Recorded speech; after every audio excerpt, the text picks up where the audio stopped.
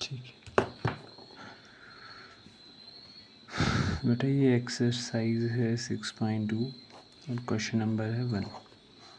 तो question number 1 है कि in figure this and this 6.29 if A B जो है, ये जो ए बी है ये पैरेलल है टू सी डी के, तो और जो सी डी है वो पैरेलल है ई एफ के, एंड वाई और जेड क्या है आपस में 3:7 है, तो फाइंड एक्स।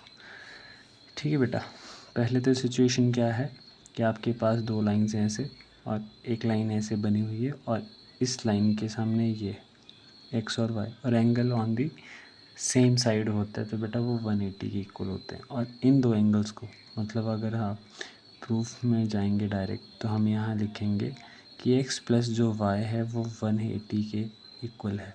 ऐसे अगर एंगल्स होते हैं तो इनको को इंटीरियर एंगल्स बोलते हैं। ठीक है, तो ये इक्वेशन फर्स्ट आ गई।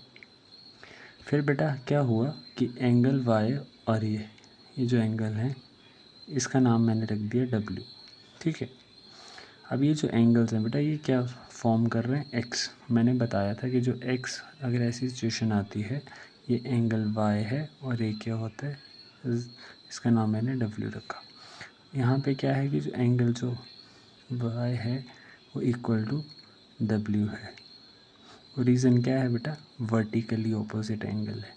अगर कोई x जैसी सिचुएशन बनती है, x बनता है, तो वो वर्टिकली ऑपोजिट एंगल होता है। ठीक है, अगर ये w है तो बेटा इसकी सिचुएशन देख ही रहे हो आप, ऐसे है लाइन, यहाँ पे w है और यहाँ पे क्या है, z है।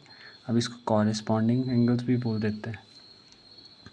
तो इसमें क्या है बेटा, जो w है और क्या है बेटा, z है।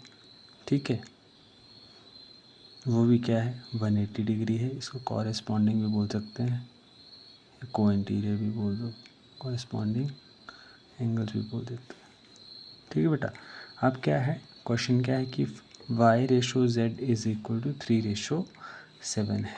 तो अब लेट कर यहाँ पे कर लेते हैं, let angle y is equal to 3x and angle z is equal to 7x। इस इक्वेशन को 2 दे देते हैं। तो बेटा फ्रॉम टू, ठीक है बेटा, यहाँ पे देखो, यहाँ पे मैं क्या लिखने वाला था कि जो एंगल बाय है वो w के इक्वल है। तो आपने अगर y लेट करा है 3x, तो w भी कितना होगा, 3x होगा। तो इसको क्या लिखोगे आप, 3x। बेटा यहाँ पे ये क्या था कि यहाँ पे मैंने लिखा कि w angle y is equal to angle w, है ना। क्यों angle y is equal to angle w, क्योंकि वर्टिकली अपोजिट बना रहा है। यहाँ पे मैंने क्या लिखा था, angle y is equal to 3x। तो y और w आपस में इक्वल है। तो इक्वेशन 2 क्या थी कि w प्लस z, है ना। तो y और w एक ही है, तो w की जगह क्या लिखा मैंने, 3x प्लस z कितना है बेटा, 7x इज इक्वल टू 180। बेटा दोनों को प्लस करेंगे 10x आएगा is equal to 180, x is equal to 180 upon 10। 0 से 0 कट के बेटा x is equal to 18 degree. ये क्वेश्चन हो गया बेटा। फिर क्या था, इसके बाद x अगर 18 आ गया तो आपने लेट करा था कि angle y is equal to 3x। ठीक है, तो बेटा एंगल y कितना आ जाएगा, 3 इंटू 18, बेटा वो कितना आता है 54 डिग्री। एंगल z कितना था बेटा 7x, तो एंगल z कितना आ जाएगा 7 इंटू 18, ठीक है, इंटू 126 डिग्री। ठीक है, ये हो गया एक चीज़। अब इसने बोला कि एंगल x बताओ कितना है, तो मैंने शुरू में ही बोला था बेटा angle x plus y is equal to 180 degree. ठीक है, क्यों, तो यहाँ पे लिख देंगे हम from 1 angle x plus angle y is equal to 118। Angle y कितना निकला बेटा 54, तो यहाँ पे लिखेंगे x is equal to 54 degree 180।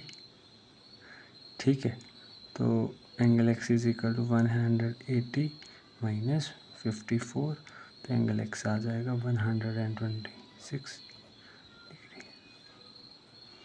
Thank you.